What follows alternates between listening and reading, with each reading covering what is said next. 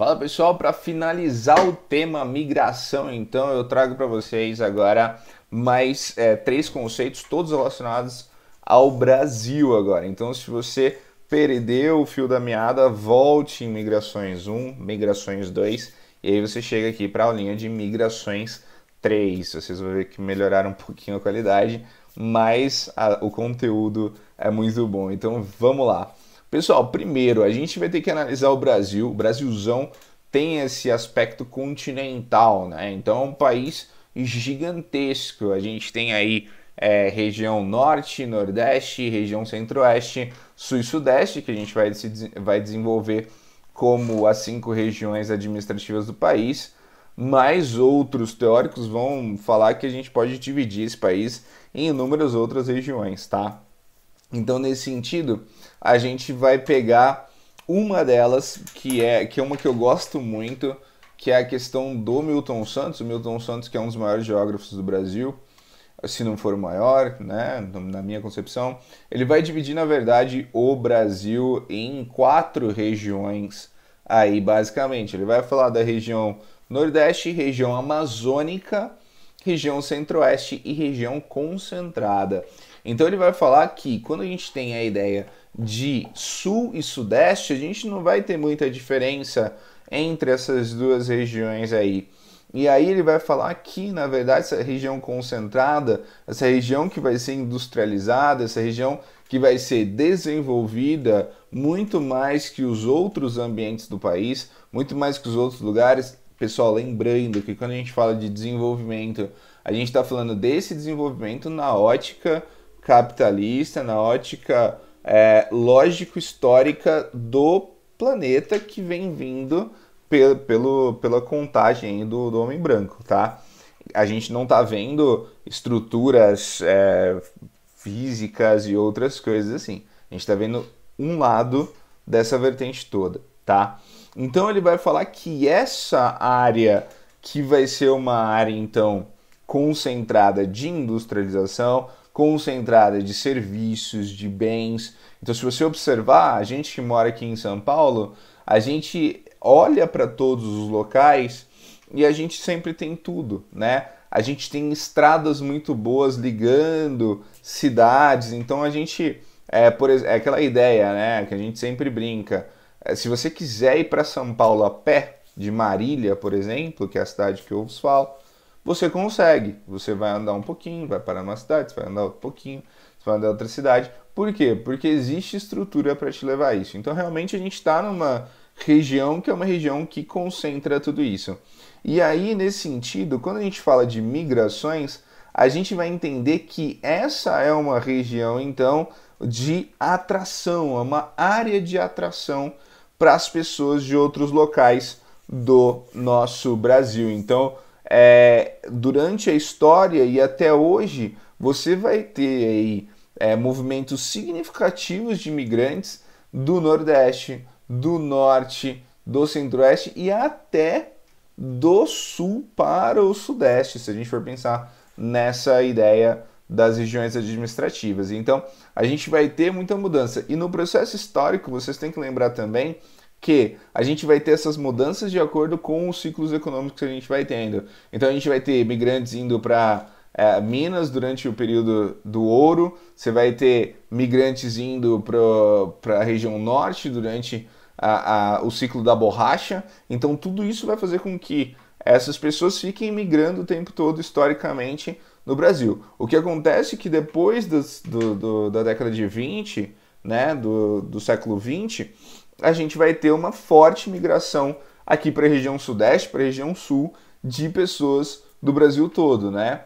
Lógico que em 1950 a gente vai ter também uma forte migração de pessoas do norte e do nordeste para a região ali centro-oeste para a construção de Brasília, principalmente no início da década de 60, ali que é a inauguração de Brasília. Então esses movimentos, eles são importantes. Claro que a gente não vai falar no Brasil só de movimentos interregionais. Você pode falar de movimentos dentro do próprio estado. Você pode falar da quantidade de estudantes, por exemplo, aqui em São Paulo, que mudam das suas casas ou das suas cidades e tem grandes movimentos migratórios aí todos os anos, tanto para a capital como para outras metrópoles que a gente tem por aqui. Outras que a gente vai ter importante, outros movimentos que a gente vai ter importante, são as pessoas indo para grandes centros regionais. Então, por exemplo, pessoas do Nordeste que vão para Salvador, que vão para Recife, que vão para Fortaleza, que são cidades importantes, eles são cidades maiores, que têm mais estrutura, que vão dar oportunidade para essas pessoas. As pessoas do Norte que vão para Manaus, né? Então, pessoas que no Centro-Oeste que vão para Cuiabá, que vão para Campo Grande, que vão para Goiânia. Então, a gente também tem essa migração para esses centros regionais, que normalmente são importantes também para a sua própria região. Então, quando a gente está falando de migração brasileira, você vai ter fortes migrações, fortes ondas migratórias no último século para a região sudeste, principalmente, sul e sudeste, mas você vai ter esses processos migratórios menores para regiões de influência aí em vários lugares. Então, essas zonas a gente vai falar de zonas de atração. E a gente também vai ter zonas de repulsão, né? Então, por exemplo, o polígono da Seca é uma zona de repulsão. As pessoas não querem ficar ali e as pessoas vão ser ali, né? Elas vão se sentir na vontade de sair daquele espaço ali para ir para outros lugares. Então, nesse sentido, a gente vai ter aí essas zonas de repulsão e essas zonas de atração aí. E aí, por fim, eu quero falar no Brasil da questão de imigrantes e refugiados no Brasil, tá? A gente vai ter uma grande diferença que é importantíssima para a gente entender que a gente vai ter muito orgulho de imigrante, só que de um tipo específico de imigrante, o imigrante europeu do começo do século XX. E ele vai ser representado pelo seu avô, que era italiano, pelo seu avô que era português, espanhol e tudo mais. Então a gente vai ser muito seletivo. O brasileiro ele tem uma tendência, por mais que a gente fale, a gente é festivo, a gente é receptivo, a gente é hospitaleiro, mas a gente também é muito preconceituoso, né? Eu já falei isso em outras aulas aqui de imigração e repito. Se eu chego para vocês na próxima aula e falo assim, nossa, eu vou trazer um amigo meu aqui, que é gringo, vocês vão falar assim, nossa, que da hora. Aí eu falo assim, ele é canadense. E, nossa, vocês vão ficar esperando uma semana para conhecer o canadense. Agora, se eu falo assim, nossa, eu vou trazer um amigo que ele é gringo, vocês vão falar assim, nossa, que da hora. Aí eu vou falar, ele é venezuelano. Nossa, professor, venezuelano, pra quê, né, e tal. Então a gente tem esse problema aí, sim, de xenofobia no Brasil também, com principalmente os povos que são mais próximos da gente. Os bolivianos, haitianos e venezuelanos aí, tá? Então esses vão ser aí os grandes grupos que vão migrar nos últimos anos para o Brasil. A gente vai ter uma imigração, sim, de venezuelanos, principalmente ali em Roraima. A gente vai ter de bolivianos, principalmente para a região de São Paulo. Então a gente sabe aí de notícias de regiões onde a gente teve problemas aí de trabalho análogo à escravidão, né, em São Paulo com bolivianos e os haitianos, principalmente porque o Brasil participou aí de uma missão da ONU para ajuda humanitária no Haiti pós-furacão, né, após alguns furacões que eles tiveram por lá. E aí muitos desses haitianos vêm para o Brasil como refúgio, conhecem pessoas e tudo mais, e vêm para cá.